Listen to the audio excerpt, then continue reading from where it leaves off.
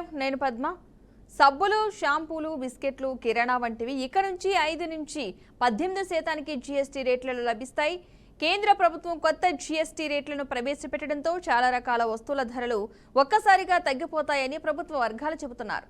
అయితే పాత ఎంఆర్పీ కనుక ప్యాకేజింగ్లోనే కనిపించడంతో మార్కెట్లో గందరగోళం తలెత్తే అవకాశం ఉంది.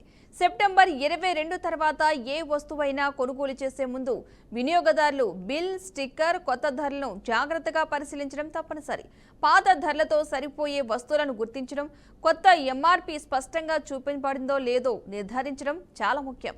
చిన్న జాగ్రత్తలు పాటించకపోతే తగ్గిన జీఎస్టీ లాభాన్ని వినియోగదారులు పొందలేకపోయే అవకాశం ఉంది. అంటే ఈ కొత్త జీఎస్టీ మార్పులతో నిజమైన సౌలభ్యం పొందాలంటే కొత్త ధరలను గమనించడం, బిల్లు జాగ్రత్తగా చెక్ చేయడం, పాత స్టాక్, కొత్త ధరలను తేడా గుర్తించడం వంటి విషయాలు తప్పనిసరి అవుతున్నాయి.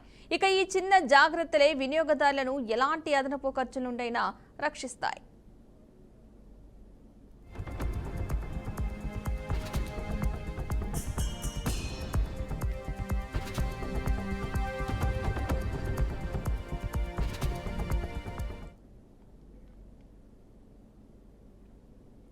గతంలో 5%, 12%, 18%, 28% అంటూ నలుగురి ముంగిట 4 రకాల జీఎస్టీ రేట్లు ఉండేవి.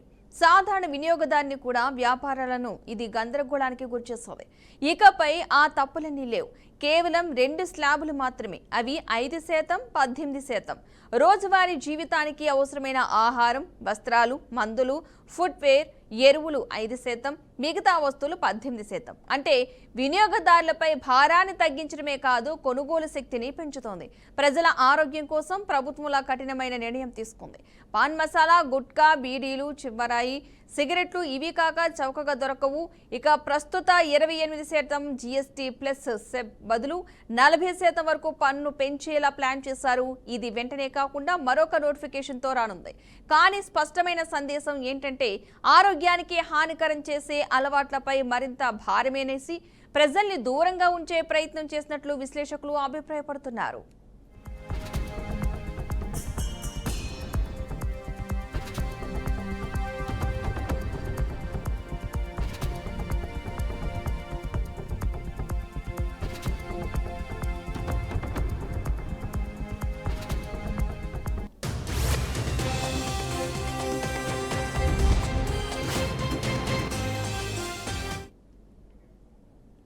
ప్రజలకు ఊరట కలిగించే మరో పెద్ద మార్పు. ఇకపై హెల్త్, లైఫ్ ఇన్సూరెన్స్ పాలసీలపై జీఎస్టీ ఉండదు.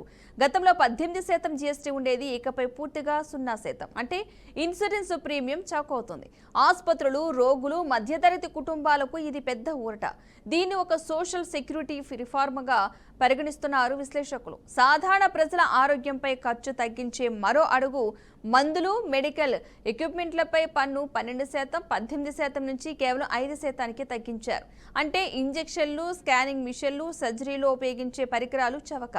దీనివల్ల హెల్త్ కేర్ మరింత అందుబాటులోకి రానున్నట్లుగా తెలుస్తోంది. టెక్స్టైల్ రంగం ఎప్పటి నుంచో ఇన్వెస్టెడ్ ట్యాక్స్ స్ట్రక్చర్తో ఇబ్బంది పడుతూనే ఉంది. అంటే రా మెటీరియల్పై ఎక్కువ జీఎస్టీ, తయారైన వస్త్రంపై తక్కువ. దీంతో రిఫండల్ కష్టమయ్యేవి. ఇప్పుడు వస్త్రాలు, ఫ్యాబ్రిక్స్ 5% స్లాబ్లోకి వచ్చాయి. రిఫండ్లు సులభమయ్యాయి. ఎంఎస్ఎంఈలు ఊపిరి పీలుస్తాయి. ఇది టెక్స్టైల్ ఇండస్ట్రీని మళ్లీ రైలు పట్టాలెక్కించే నిర్ణయంగా విశ్లేషకులు అభిప్రాయపడుతున్నారు.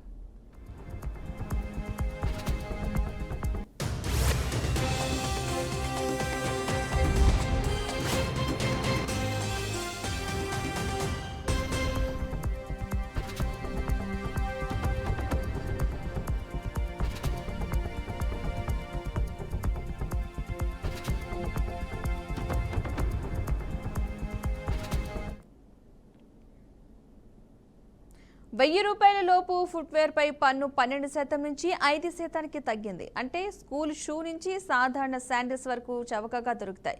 పలు కంపెనీలు ఇప్పటికే ధరలు తగ్గిస్తాయని ప్రకటించాయి. దీనివల్ల ప్రజల రోజువారీ ఖర్చులో కొంత తేలిక వస్తోంది. వ్యవసాయానికి అవసరమైన ఎరువులు, అగ్రి ఇన్పుట్లపై పన్ను 12% లేదా 18% నుంచి కేవలం 5%కే తగ్గింది. రైతులకు ఇది పెద్ద ఊరటని చెప్పుకోవాలంటున్నారు విశ్లేషకులు. ఇన్వెస్టెడ్ ట్యాక్స్ సమస్య కూడా పరిష్కారమైంది.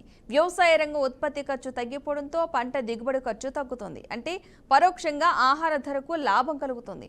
ఇన్పుట్ ట్యాక్స్ క్రెడిట్ ఐటీసీ సరళీకరణ ఈ మార్పుల్లో మరో ముఖ్య అంశం.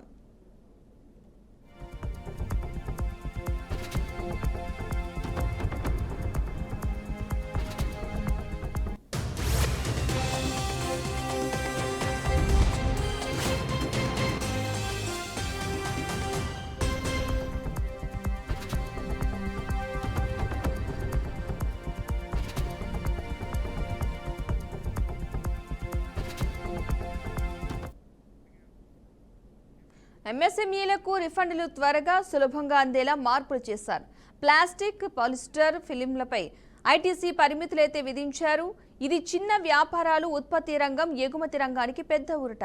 రిఫండ్ ప్రాసెస్ వేగవంతం అవడం వల్ల డబ్బు సర్క్యులేషన్ పెరుగుతోంది.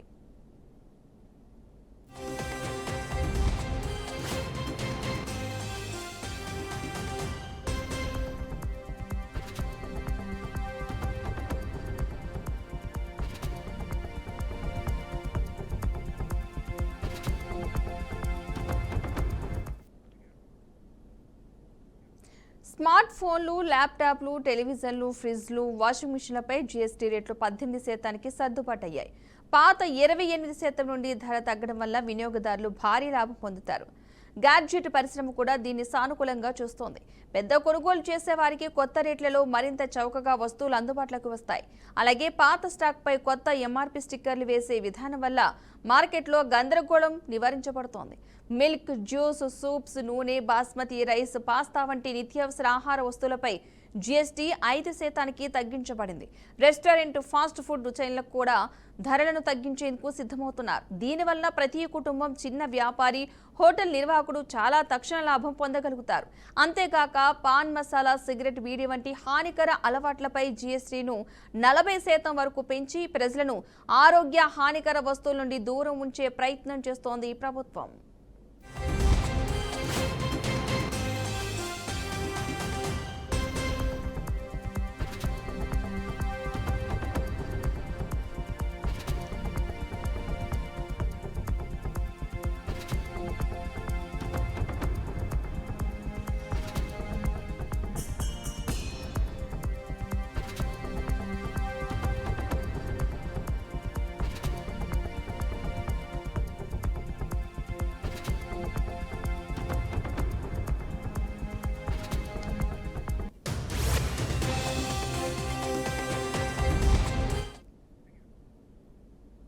ఎంఎస్ఎంఈ చిన్న వ్యాపార రంగానికి పెద్ద ఊరట. రిఫండ్లు సులభమయ్యాయి.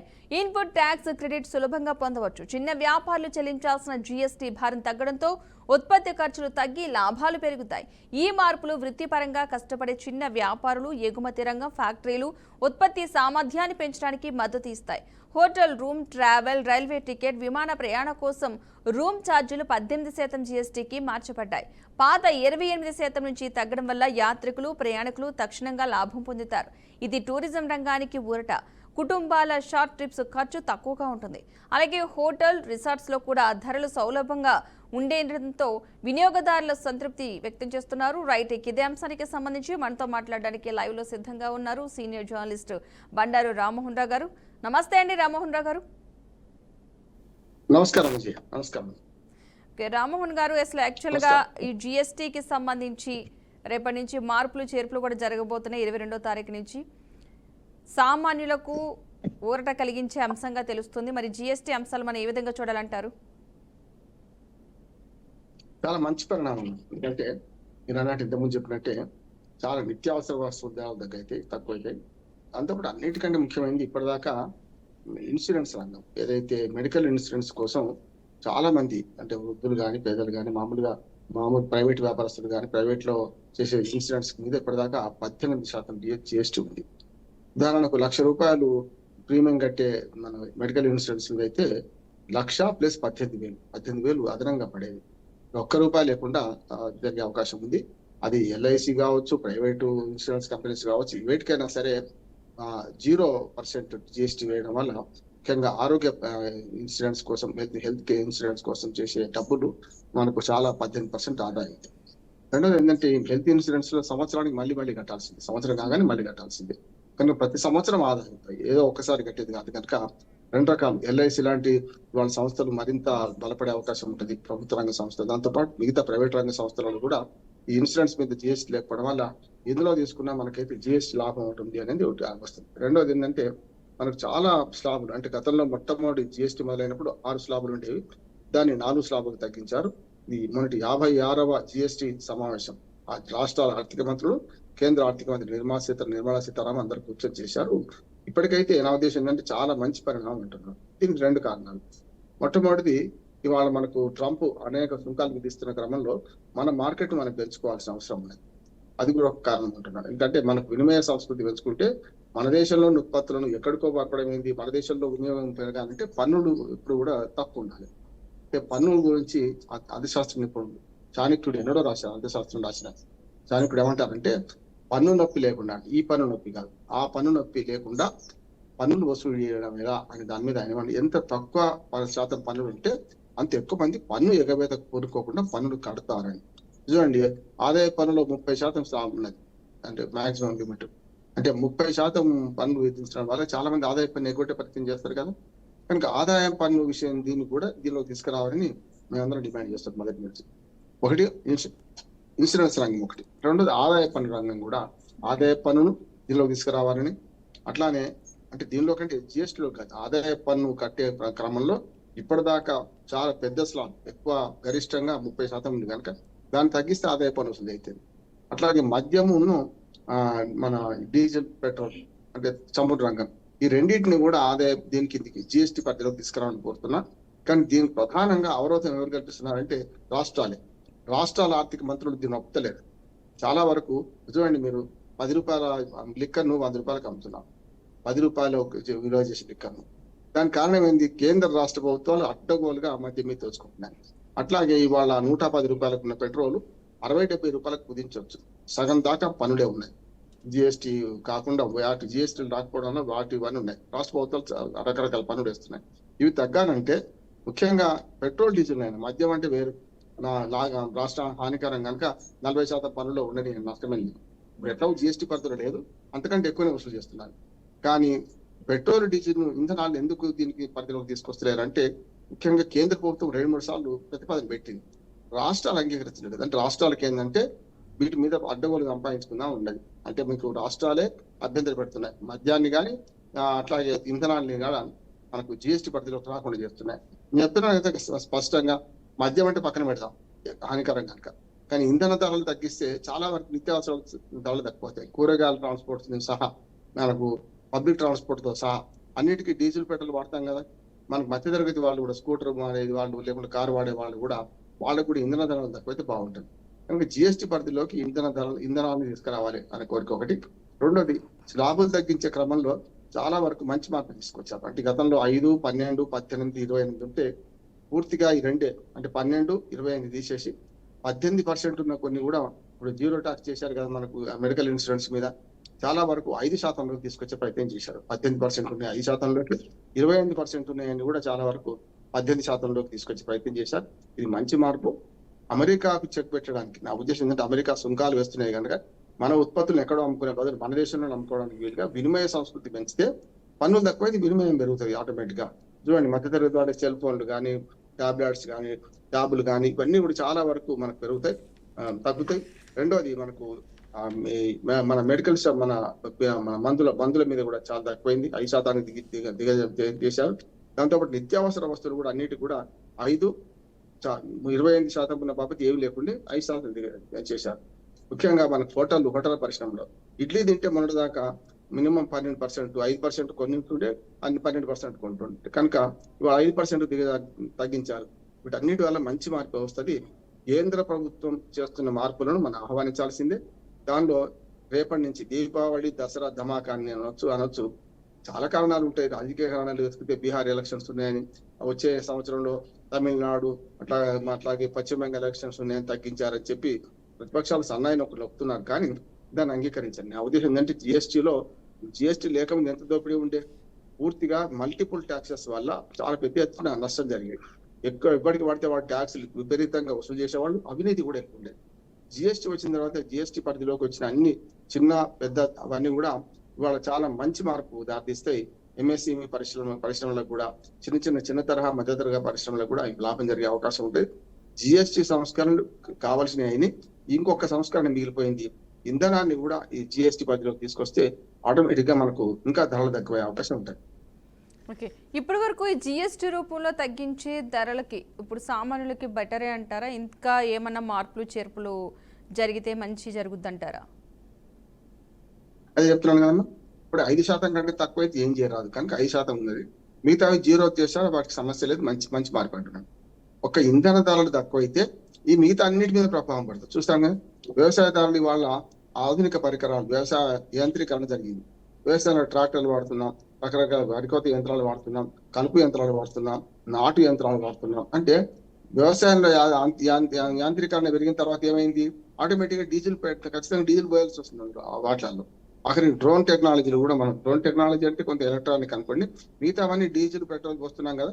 అందుకని వ్యవసాయ రంగంలో ఆధునిక మార్పులు వచ్చినాయి కనుక వ్యవసాయ రంగంలో మనకు మళ్ళీ ట్రాన్స్పోర్ట్ ఉంటుంది. కూరగాయలు పండిస్తాం, వీటిని మార్కెట్ తీసుకెళ్ళాలి. మార్కెట్ నుంచి మళ్ళీ గ్రామాలకు లేకపోతే పట్టణాలకు మళ్ళీ ట్రాన్స్పోర్ట్ కావాలి. నిజమైన వినియోగదారులకు వచ్చే వరకు అలా కనీసం 3 సార్లు ట్రాన్స్పోర్ట్ చేయాల్సి వస్తుంది కూరగాయలు కానీ. ఇక ఇతరత్ర మనకు ఎరువులు కానీ లేకపోతే ధాన్యం కానీ ట్రాన్స్పోర్ట్ చాలా ఖర్చు ఎక్కువ కావాల్సి వస్తుంది. కనుక ఇంధన ధరల్ని అంటే ముఖ్యంగా మన పెట్రోల్, డీజిల్, క్రూడ్ ఆయిల్ ఇవన్నీ దాని రవాణా ఖర్చు తక్కువ అంటే ఇవన్నీ కూడా తక్కువ అయితే బాగుంటాయి. కానీ దాని ఇందులో జిఎస్టీలు చేర్చడానికి ప్రధానంగా వ్యతిరేకిస్తున్న రాజకీయ పార్టీలలో ముఖ్యంగా ప్రతిపక్ష పార్టీలు వ్యతిరేకిస్తున్నాయి. ముఖ్యంగా ప్రతిపక్ష రాష్ట్రాల ప్రభుత్వాలు వ్యతిరేకిస్తున్నాయి. మామూలుగా బీజేపీ రాష్ట్ర ప్రభుత్వాలు కూడా పైకి అనడం వాళ్ళకు కూడా ఏంటంటే మా ఆదాయం పోద్ది కదా అనుకుంటున్నారు. కనుక ఆదాయం పోతే దాన్ని భర్తీ చేయడానికి కూడా ఇవాళ కేంద్ర ప్రభుత్వం చట్టం ఉంది కదా. జిఎస్టీలో చట్టం ఏంటంటే ఒకవేళ ఇప్పటిదాకా జిఎస్టీ అమలు కాకముందు మీకు ఎంతైతే ఆదాయం వచ్చేదో అంతకంటే ఎంత తక్కువైనా కేంద్ర ప్రభుత్వం చెల్లిస్తుందని చెప్పి ఈ చట్టం తెచ్చేశారు. మంచి చట్టం అంటున్నాం కదా. అందుకని ఇవన్నీ జిఎస్టీ మీద ప్రతిపక్షాలు ఉన్నప్పుడు బీజేపీ నాటకం ఆడింది, అధికార పక్షానికి వచ్చిన మళ్ళీ కాంగ్రెస్ పార్టీ నాటకం ఆడుతుంది. రెండు కూడా చేస్తున్నాయి. ఎందుకంటే గతంలో జిఎస్టీ తెస్తాననేది కాంగ్రెస్, వద్దనేది బీజేపీ హయాంలో తీసుకొచ్చారు, మంచిది.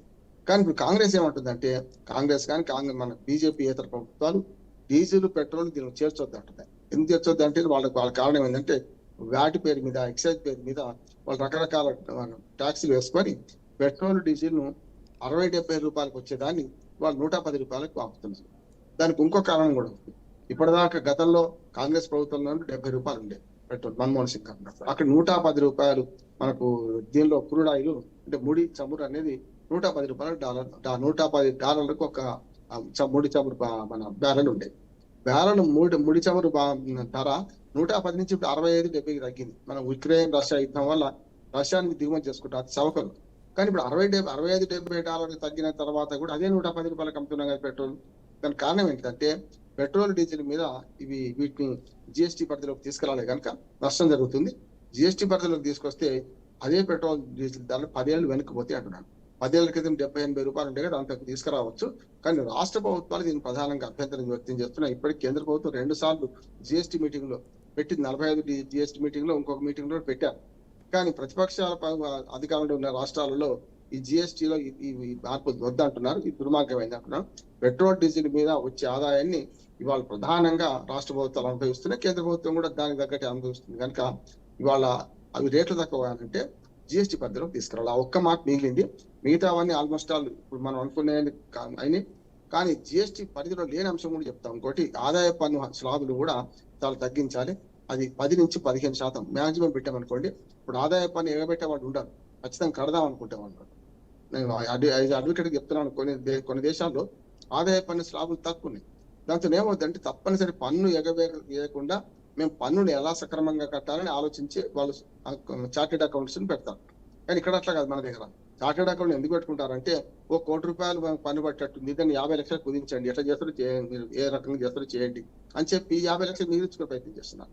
నిజంగానే పన్ను శాతం తక్కువ ఉంది అనుకోండి, నిజాయితీగా పన్ను కట్టే వాళ్ళు పెరుగుతారు. ఇప్పటికి కూడా ఆదాయ పన్ను కట్టేవాళ్ళు 6 కోట్ల మంది మొత్తం దేశంలో. 6 కోట్ల మందిలో 3 కోట్ల మంది ఉద్యోగులే ఉన్నారు. ప్రభుత్వ రంగ ఉద్యోగులు ఉన్నారు. మిగతా 3 కోట్ల మంది ప్రైవేట్ రంగ ఉద్యోగులు ఉన్నారు.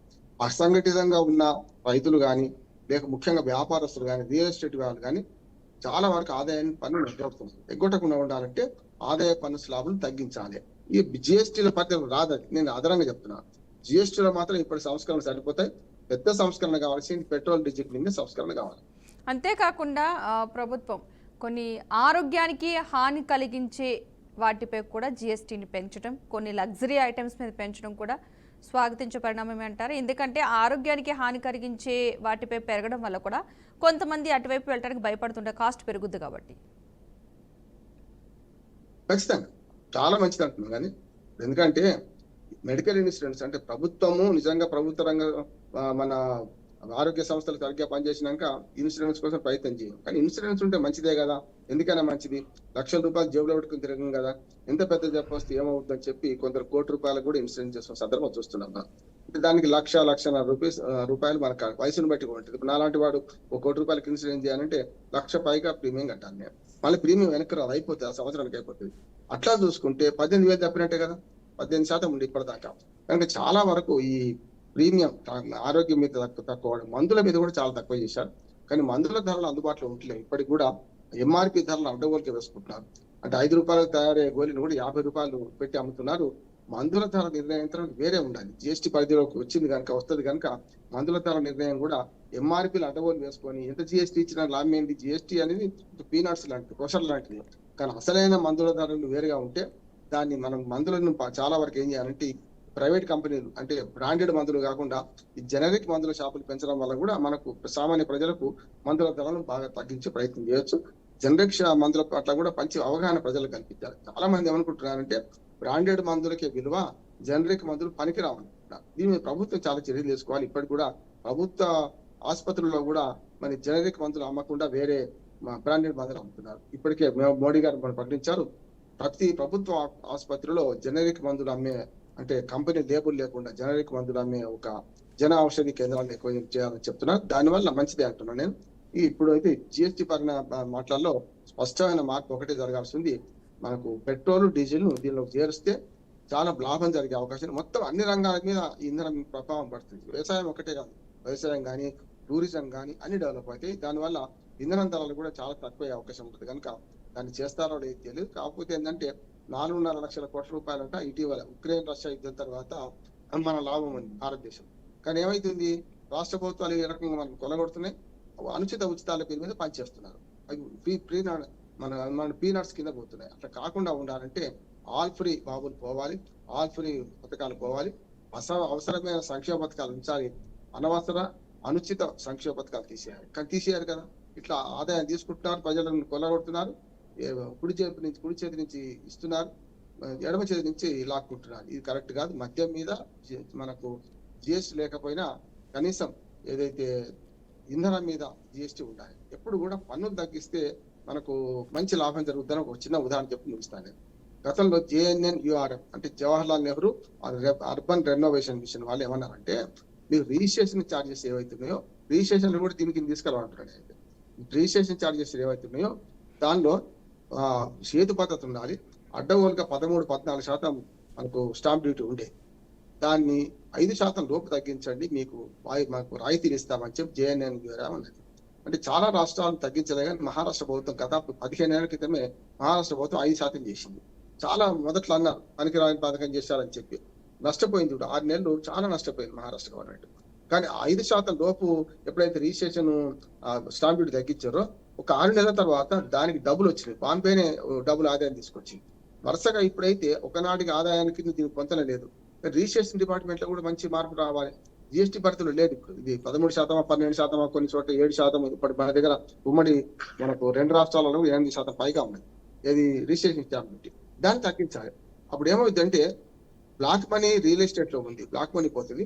రెండవది, ఎంతకైతే కొంటున్నామో అంతకే మనం విలువ కట్టే ప్రయత్నం ఉంటుంది. భూముల ధరలు పెంచాలి, రిజిస్ట్రేషన్ తక్కువ చేయాలి. ఈ 2 చేస్తే రిజిస్ట్రేషన్ శాఖలు కూడా మంచి పనులు మార్పు అవుతుంది. ఇది జిఎస్టీ పరిధిలోకి వస్తలేదు. అంటే రిజిస్ట్రేషన్ శాఖలు కూడా మనం కట్టేదాన్ని జిఎస్టీ ఉన్నది, కానీ అక్కడ స్టాంప్ డ్యూటీ తగ్గించకుండా మీరు ఎన్ని చేసినా కూడా బ్లాక్ మనీ అరికట్టే పరిస్థితి ఉండదు. కనుక ఈ ఒక్క మార్పు కూడా ఒకటి మద్యాన్ని పక్కన పెడదాం, 40% పైన ఉంటే నష్టం లేదు మనకు. అట్లాగే హానికరమైన సిగరెట్లు, రకరకాల మనకు విలాస వస్తువులు ఉన్నాయి. అట్లాగే కార్ల మీద కూడా ఏం చేశారంటే 12 లక్షల కంటే ఇది ఎక్స్‌షోరూమ్ రేటు ఎక్కువ ఉన్న దానికి పన్నులు 40% దాకా పెట్టారు. కింది మాత్రం మనకు 18% తీసుకొచ్చారు కార్లు. చాలా మంచిది. మధ్యతరగతి వాడే స్కూటర్లు కానీ, స్కూటీలు కానీ, మోటార్ సైకిల్స్ కానీ 12 లక్షల లోపు ఎంత మంచిదైనా కూడా సరే 30 లక్షలు 40 లక్షలు కూడా ఉంటాయి. కానీ మామూలుగా అయితే 12 లక్షల లోపు ఉన్న కార్లు 2 లక్షల రూపాయలు ఉన్న మోటార్ బైక్స్ ఏవైనా సరే ఈ జిఎస్టీ పరిధిలో 5% తీసుకొచ్చారు. మంచి మార్పు. దీన్ని ఆహ్వానించాలి. రాష్ట్ర ప్రభుత్వమే కొన్ని విషయాలలో కేంద్ర ప్రభుత్వాన్ని అడ్డుకుంటుంది. ముఖ్యంగా ఈ మనకు మన ఇంధన ధరలు తగ్గించాలంటే వాళ్ళు ఒప్పుకోవడం లేదు. ఇది ఒక్కటి మాత్రం రాష్ట్ర ప్రభుత్వం తప్పని. రైట్. థ్యాంక్ యూ అండి రామ్మోహన్ రావు గారు, మంచి ఇన్ఫర్మేషన్ ఇచ్చినందుకు. థ్యాంక్ యూ సో మచ్ అండి.